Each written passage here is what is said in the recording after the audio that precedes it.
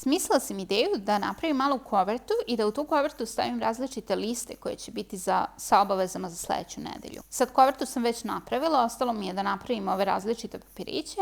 Da sam imala papire u boji, koristila bih možda i papire u boji koji mi se slažu, ali nisam imala nikakve u ovim bojama koje mi se slažu, pa sam ih bojila sama. Dodala sam ove male tabove srca na kojima mogu da napišem šta je koja lista, tipa kuća, posao i slično, a mogu i samo da ih ostavim prazne, a da na papiru već pišem šta je na tom papiru.